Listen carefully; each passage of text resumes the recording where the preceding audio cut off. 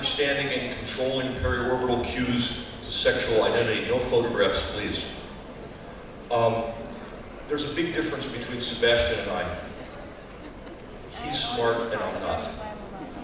He works with dead people, I work with dead people and live people.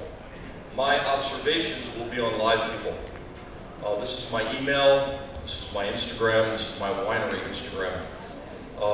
I have no disclosures. My only disclosures are my personal observations.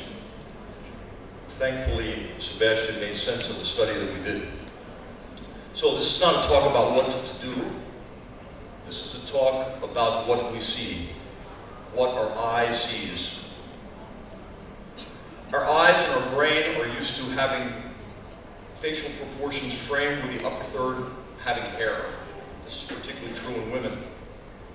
If you look at this guy who has very little hair on his head, he looks older when all of his hair is missing versus when his hair is very, very short. That gives the upper third of the face a framing, so we have a distance on the upper third. That becomes important in transgender surgery. So if we look at these eyes right now, these are eyes that we're all familiar with.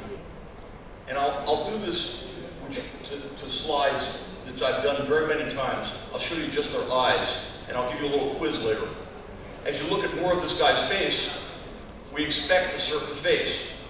Our eye recognition expects a certain face. But actually, when we show more of it, and I've taken the hair off, it doesn't look like we expect. It doesn't look like our face, our recognition is with the hair. There's a reason that hair is a multi-billion-dollar industry. I'm not going to talk about hair. But we know that if we took hair off of this guy, he would look different. He would look different. So this is about training our eyes, about the periorbital area. So are you ready for a quiz? A lot of this will be a quiz to the audience. This way, I don't have to say anything smart. So, the question is, are these the eyes of a woman or a man? Now? Why? It's a man that you all know.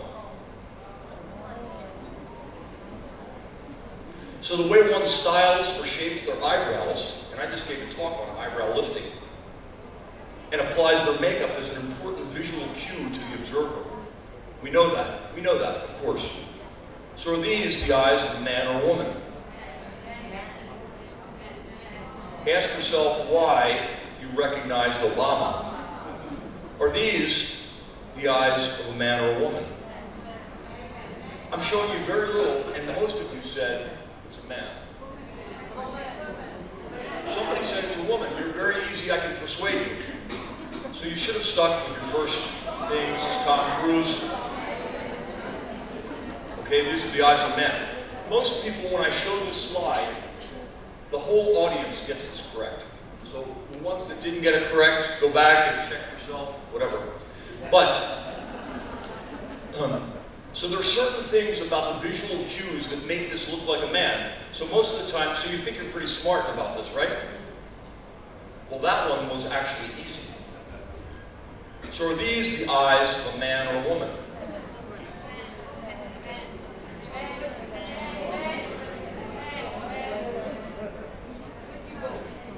Could be both. Somebody in the front row that's smart, smarter than I am, said it could be both. Now, when I show you a little more of her forehead, you're more sure.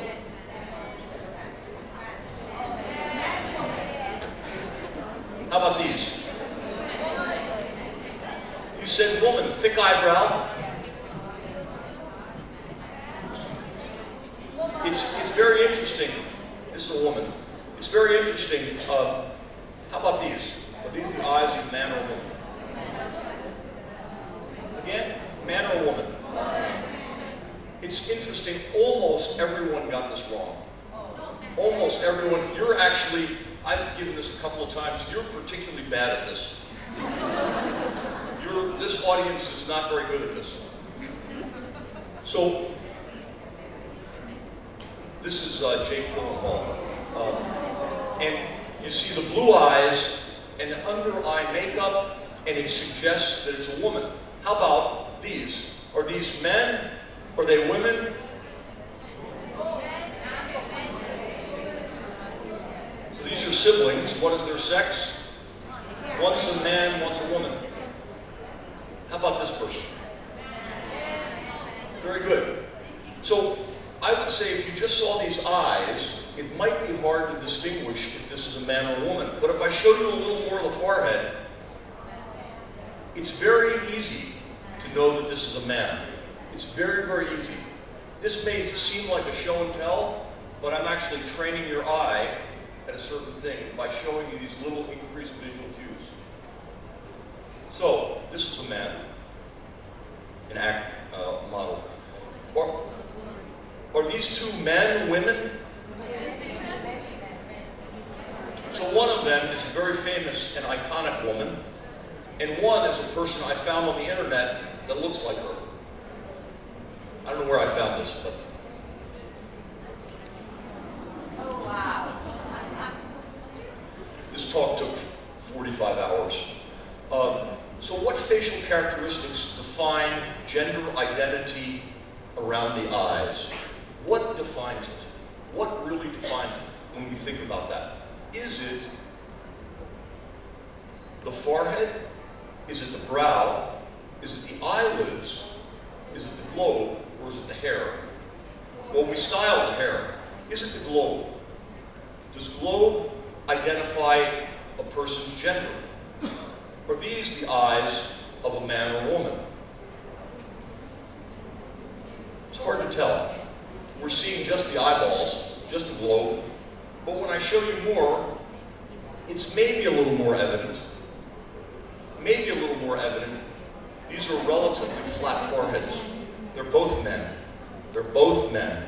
How about the eyelids? The eyelids identify an individual's gender. Because when I do gender reassignment surgery, they all want their eyelids done. What's the sex of these two individuals?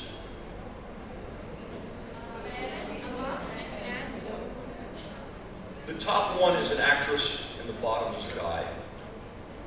Scarlett Johansson, and a guy that I found on the internet. With similar looking eyes and eyelids. How about the brow and the forehead? This starts to identify what we look like. So are these the eyes of a man or a woman? This is very easy. Man, it's very easy. So why do you easily get this as being a man? Well, I'll tell you why. Because the corrugator muscle is very thick and the bone is very thick. So the muscle is thicker in men and the bone is thicker. Because the corrugator muscle sits in a notch beneath the prominent area of the forehead.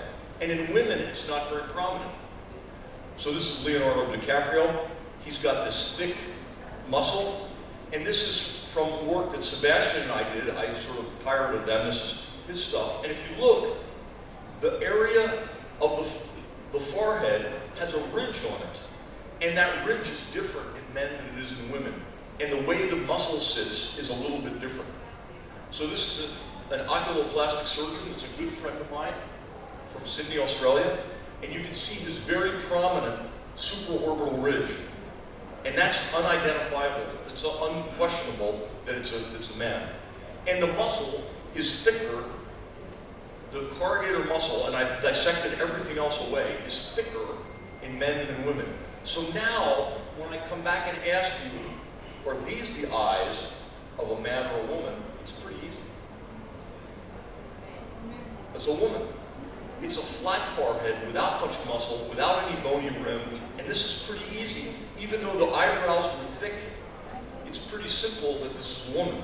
So, when I try to change the visual sexuality of somebody from a man to a woman, I do either drilling down the forehead or taking the frontal bone off and contouring it and putting it back.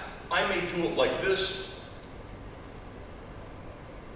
or in more cases, when the ridge is more prominent, I have to take the bone off and I have to recontour it and make it thinner. I have to do that.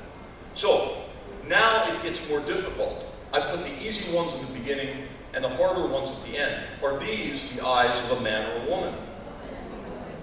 It's interesting, people said it's a woman. So, the answer is both. So as you look carefully, it's hard to distinguish this. This is Andrzejka Pajek, who's one of the world's famous transgender models. And the interesting thing is, even though many of the things, the way she styled her eyebrow, the way she styled a number of things are feminine, she hasn't had any brow contouring. So she's got the brow structure of a man still. How about these? Are these the eyes of a man or a woman? Man, that's good. Because this is Harry Neff, who's also a transgender model, runway model, who also has not had any brow changing surgery. She hasn't had any brow or forehead reshaping, and this is what she looks like in her modeling pictures. It's pretty simple. So what facial characteristics define gender identity I think it's the brow and the forehead. I think that's what identifies, what makes our eye see. It starts with the bone, as I think all facial beauty does start with bone. So, when a person like this comes to me and wants to look like a woman, and this is a brilliant emergency room physician that wanted to be a woman and has a reasonably effeminate looking face, I do a number of things. Shorten up the forehead, bring down the hairline, change the forehead, change the bony structure and make that person look like this, okay? Facially. Changing the nose, changing the jawbone, changing a number of things. It's a long surgery, but it's doable. Or in a situation like this, where the person wants to look different, we do a number of things to change the gender. Obviously, a ridge like this is male only, and it's unquestionable to you that this is a male. So when I take a person like this, what I do is I bring forward their hairline, I lift their brow. In some ways, this is a little bit of an aging procedure, but this heavy brow is a little, so I've taken down the brow bone all the way across. I took the brow bone off and contoured it, shortened up the forehead, shortened the lip, because our eye sees these proportions. A long forehead, we think man. A longer lip, we think a little bit man. Not exactly. So I've shortened the lip as well when I've done this. So, changing the male characteristics to female characteristics, some of this is blonding the hair and eye makeup. That's clear.